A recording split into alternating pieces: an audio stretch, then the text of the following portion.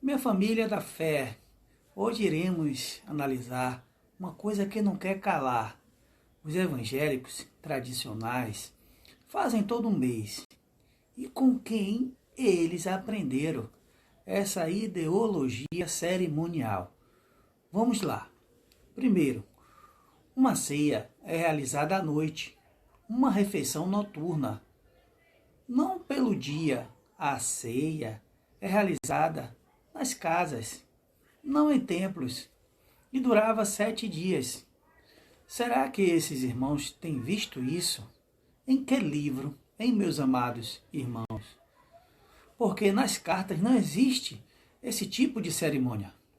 No livro da Torá dos judeus, existe a Páscoa. Vamos agora entender. A Páscoa foi ordenada por Deus. A quem? Ao povo judeu. Vejam que, neste episódio, Deus está se referindo a quem, meus queridos?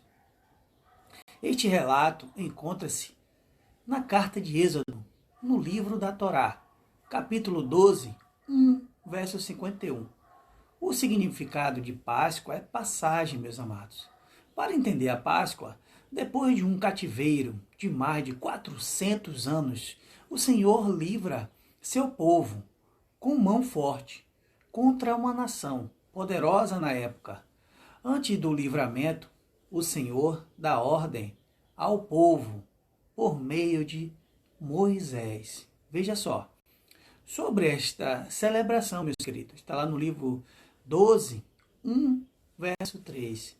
Primeiro, cada família deveria matar um cordeiro de 1 ano, sem defeito. 12, verso 5. Este cordeiro simbolizava Cristo, que seria posteriormente imolado pela humanidade. Lá nas cartas de João 1, verso 29. A família deveria estar junta e unida junto ao cordeiro. Se a família fosse pequena para o cordeiro, poderia chamar o vizinho mais próximo, meus amados, simbolizando uma unidade entre os homens e a família da terra. Esta celebração antecedeu a 10ª praga do Egito, que foi a morte dos primogênitos, meus amados. Contudo, veja só, antes de ferir o Egito com morte, ordenou que os brasileiros ou os judeus ficassem em casa. O Senhor disse a Moisés e Arão no Egito: este deverá ser o primeiro mês do ano para vocês. Digam a toda a comunidade do que? Do Brasil, da Rússia, dos Estados Unidos, da França. Não, meus amados. A de Israel. O evento foi para eles, que no 10º dia deste mês, todo homem deverá separar um cordeiro ou um cabrito para a sua família, um para cada casa.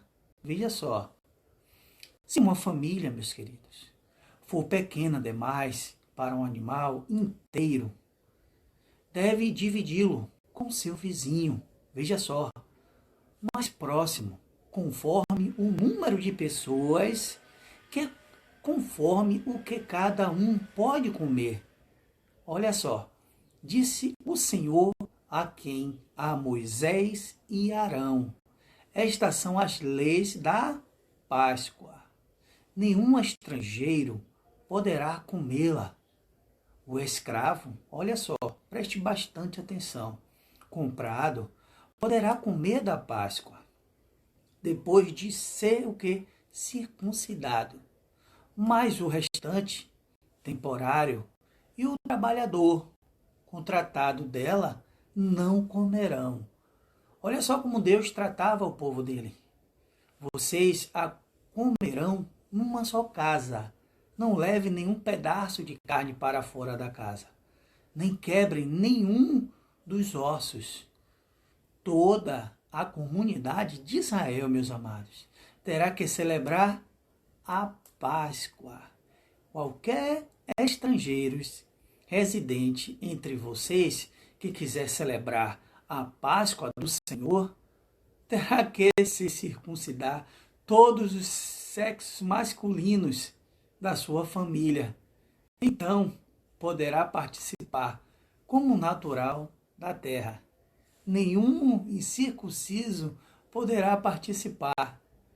A mesma lei se aplica ao natural da terra e ao estrangeiro residente. Olha só, todos os israelitas fizeram como o Senhor tinha ordenado. Vamos para o raciocínio. Aqui, vejam que para participar da Páscoa ou ceia, tinha todo um processo. Tinha que ser circuncidado, veja só. Nem estrangeiros poderiam comer. Agora vamos para Jesus de Nazaré, nos dias de sua carne. Vejam, nesse episódio, Jesus chamando Pedro para falar sobre o quê? Sobre uma casa, para participar da Páscoa judaica. Porque Jesus poderia participar da Páscoa. Por quê, meus queridos? Porque Jesus foi circuncidado no 8º dia, depois do nascimento, pois assim pede a Escritura no Antigo Testamento. Pois assim se comportam os judeus. Gênesis 12, 17, verso 12. E Jesus era um judeu, meus queridos, praticante. Notem que hoje a religião evangélica não fazem nem Páscoa e nem ceia. Por quê? Os líderes dão pão e suco pela manhã ao povo. Não tem isso nas Escrituras. Se eles querem imitar os judeus, tem que fazer certo, meus amados irmãos em Cristo. Tem que circuncidar todos os membros masculinos, veja só. Estrangeiros não podem. Tem que ter ervas amargas, pão asmos, tem que ter um cordeiro. A Páscoa, meus amados, durava 7 dias. Eles fazem em 1 hora de relógio. A Páscoa eram nas casas. À noite, uma refeição noturna, meus queridos. Veja só, com os seus o quê? Familiares. Eles fazem nos templos, longe das famílias. E tem mais um detalhe muito importante.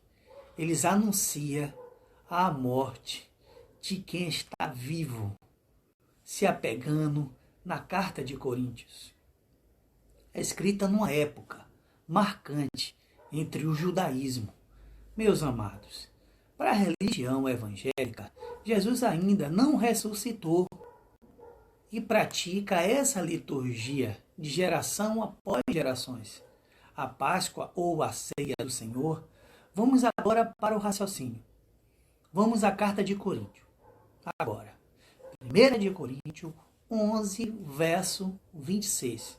Acompanhem comigo. Portanto, todas as vezes que comerdes o pão e beberdes o cálice, proclamai a morte do Senhor, até que ele venha. Esse evento aqui, meus queridos, amados irmãos em Cristo, já aconteceu. Ele já veio. E hoje ele mora dentro de nós. Não podemos anunciar a morte daquele que vive eternamente. Os judeus da época viveu esse tempo. Eles anunciaram a morte sexta, sábado, mas domingo ele ressuscitou, meus amados e queridos irmãos.